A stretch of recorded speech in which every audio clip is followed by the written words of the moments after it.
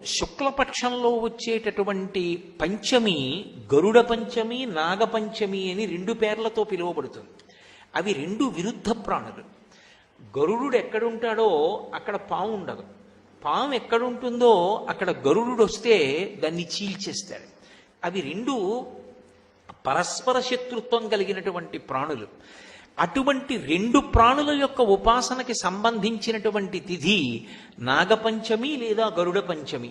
అదేమిటి అలా ఎందుకు వస్తుంది శ్రావణ మాసంలో? అసలు చాలా జాగ్రత్తగా మీరు ఆలోచన చేస్తే పామును పూజించుట అన్న మాటని జాగ్రత్తగా అర్థం చేసుకోవాలి. పాముని పూజించుట అంటే కేవలం లౌకికంగా పాముని పూజించుట అన్న వరకు మాత్రమే పరిమితమైపోదు.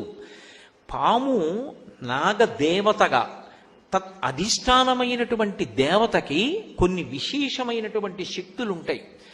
అవి సంతానకారకములవుతాయి. అందుకే సాధారణంగా సంతానం కలగకపోతే దోషం ఎక్కడుంది అంటే ఏదో నాగదోషం ఉంది అని నిర్ధారణ చేస్తూ ఉంటారు.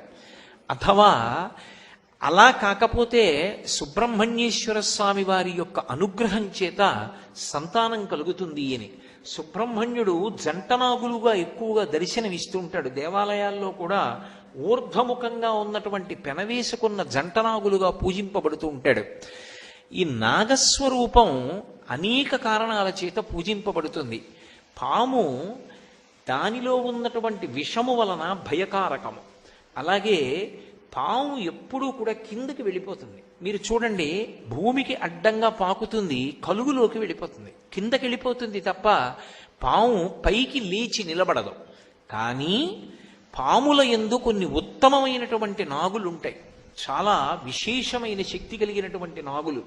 అవి ఒక కర్ర ఎలా నిలబడుతుందో అలా నిలబడుతుంది. ఒకానొకప్పుడు అకస్మాత్తుగా అనుకోకుండా అలా జరుగుతుంది అని నేను సిద్ధంగా లేనటువంటి సమయంలో నేను ఒక కారులో వెళ్ళిపోతుండగా ఒకానొక కారణం చేత ముందు వెళ్ళినటువంటి కారు దాని తోకకి తగిలిన కారణం చేత కోపం వచ్చి వెనక్కి తిరిగి అలా కర్ర పుల్లలా నించున్నటువంటి పావును ఒకసారి నేను చూశాను. అది కర్ర ఎలా నించుంటుందో అలా నిలబడుతుంది ఒక్క క్షణం. పావుకి అలా నిలబడే శక్తి ఉంటుంది. మనిషి తనలో ఉన్నటువంటి తేజస్సు క్షయమైపోకుండా చూసుకోవాలి. మనుష్యునిగా వచ్చావు కాబట్టి మనుష్యుని యొక్క శరీరాన్ని సద్వినియోగం చేసుకుని ఉత్తమమైనటువంటి పథంలో ప్రయాణించడానికి కావలసినటువంటి వ్యవస్థని మనస్సు యందు సంకల్ప బలంతో ఏర్పరచుకో అని చెప్పడం. నాగపంచమి నాడు ఆ పావుని పూజ చేయడం ఇన్ని కారణముల చేత. అంటే నేను ఇంకా కొద్దిగా విహంగ వీక్షణంగా మాట్లాడుతున్నాను.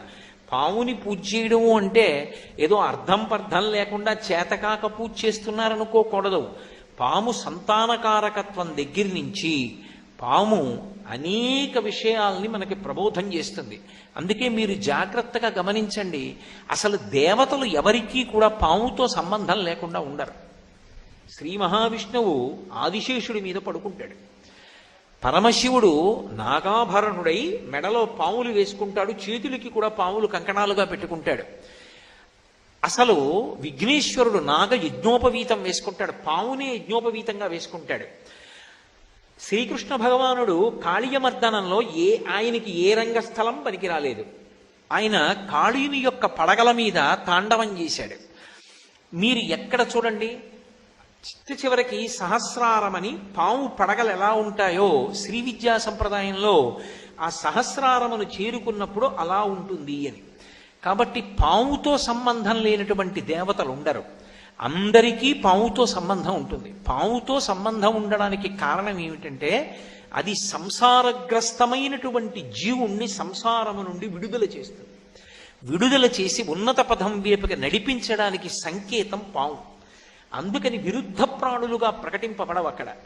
నాగపంచమి నాడు నాగదేవతలందరినీ పూజ చెయ్యండి అన్న మాటకి, లేదా వారందరికీ ప్రతినిధిగా అమ్మవారిని పూజ చెయ్యండి అంటారు. ఎందుకు అమ్మవారిని పూజ చేయడం? శ్రావణ మాసం ప్రత్యేకించి ప్రకృతి సంబంధమైన పూజలు. అసలు లక్ష్మీదేవి యొక్క మొదటి నామమే ప్రకృతి. అందుకే ప్రకృతిం వికృతిం విద్యాం అని కదా మొదలు పెడతాం. ప్రకృతి స్వరూపిణి అయినటువంటి అమ్మవారి యొక్క అనుగ్రహము అజ్ఞానము నుండి విడుదల పొందడానికి కారణమవుతుంది. అదే రోజు గరుడ పంచమి కూడా. గరుత్మంతుడు ఏం చేస్తాడు అంటే బాహ్యంలో పక్షి రూపంలో ఉంటాడు అని మనం చెప్తాం. కానీ మహాభారతంలో నన్నయ్య గారు ఆతత పక్షమారుత వ్రయకంపిత ఘూర్ణితాచల వ్రాత మహర్ణవుండు అని పిలుస్తాడు. గరుత్మంతుడు రెక్కలు అల్లారుస్తూ వస్తున్నప్పుడు ఆయన రెక్కలలోంచి వేదనాదం వస్తుంది. ఆయన వచ్చాడనుకోండి, పాము పారిపోతుంది. ఏ పాము పారిపోతుంది? కలుగులోకి వెళ్ళిపోయే పాము పారిపోతుంది.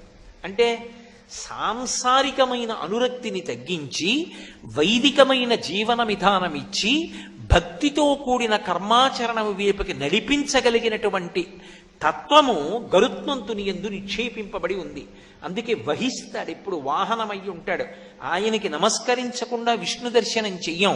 అందుకే గరుత్మంతుడు వస్తున్నాడు అంటే పాము కలుగులో దూరిపోయింది అంటే దాని అర్థం ఏమిటంటే అస్తమానం ఈ దిక్కుమాల సంసారమేనా? మనుష్య జన్మకి ఇంతకన్నా గొప్ప ప్రయోజనం ఇంకొకటి లేదా? ఎన్నాళ్ళు ఉంటాను? ఉంటే 70 లేకపోతే 80. కానీ ఈ లోపల నేను చేయవలసింది ఏదో లేదా? మిగిలిన వాళ్ళ సంగతి అలా పెట్టండి, నా జీవుణ్ణి నేను ఉద్ధరించుకోవద్దా? నా జీవుడి కోసం కూడా నేను ఏదో ఒకటి చెయ్యాలిగా. ఆఫీస్కి వెడుతున్నాను, ఉద్యోగం చేస్తున్నాను, డబ్బు తెస్తున్నాను, దాస్తున్నాను, స్థలాలు కొంటున్నాను, ఇళ్ళు కొంటున్నాను, కొడుక్కి ఇస్తాను, కూతురికి ఇస్తాను, ఏదో చేస్తాను. మరి నా జీవుడి కోసం రేపు పొద్దున్న ఈ శరీరం వదిలిపెట్టి జీవుడు వెళ్ళిపోయాడు అనుకోండి, ఆ జీవుడికి మళ్ళీ భార్య వస్తుందిగా, లేకపోతే అది ఆడదిగా పుడితే భర్త వస్తాడుగా, అప్పుడు ఉండాలిగా మళ్ళీ తినడానికి, అప్పుడు ఉండాలిగా మళ్ళీ సంతానం పొందడానికి, అప్పుడు ఉండాలిగా సుఖ సంతోషాలు. మరి ఇవన్నీ పొందాలి అంటే జీవుడికి పుణ్యం ఉండాలిగా. మరి వాడికి నేను చేసుకుంటున్నది ఏమిటి? అది నేనేమైనా చేసుకుంటే కదా. నేను గుడికి వెడితే, నేను గుడికి ప్రదక్షిణం చేస్తే, నేను గుడి తుడిస్తే, నాకున్న దాంట్లో రూపాయి ఇస్తే, ఓడికి అన్నం పెడితే, ఓడికి మంచినీళ్ళు ఇస్తే, 4 మంచి మాటలు చెప్తే అప్పుడు పుణ్యం. ఏమీ చేయకుండా ఉత్తర జన్మల్లో సుఖపడతానంటే ఎలా కుదురుతుంది? కుదరదు. కాబట్టి నీ జీవుడి కొరకు నువ్వేం చేసుకుంటున్నావు? ఈ ప్రశ్న మనిషిలో ఉత్పన్నమవడమే గరుడ పంచమి. గరుత్మంతుడు రాగానే మామూలు పాము కలుగులోకి వెళ్ళిపోతుంది. అంటే కామముతో కొట్టుమిట్టాడి కోర్కెలతో తిరుగుతున్నవాడు చిచ్చి చిచ్చి ఎప్పుడు ఈ కోర్కెలైనా? భగవంతుణ్ణి కూడా పొందాలి, నేను జీవుణ్ణి రక్షించుకోవాలి, ఈ కోరిక ఏర్పడింది. ఇది ఉత్తమమైన కోరిక. ఇప్పుడు పాము కలుగులో దూరిన పాము కాదు, పైకి లేచి నిలబడుతున్న పాము. కాబట్టి ఆ పావుని అటువంటి నాగులు ఏముంటాయో అవి గరుత్మంతుడు వాటి జోలికి వెళ్ళడు, వాసుకి మొదలైన వాళ్ళ జోలికి అవి గరుత్మంతుడి చేత ఆదరింపబడతాయి ఆ సర్పాలు.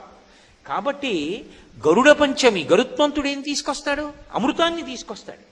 గరుత్మంతుడు జీవితంలో చేసేటటువంటి గొప్ప పనులు ఏమిటి అంటే 2.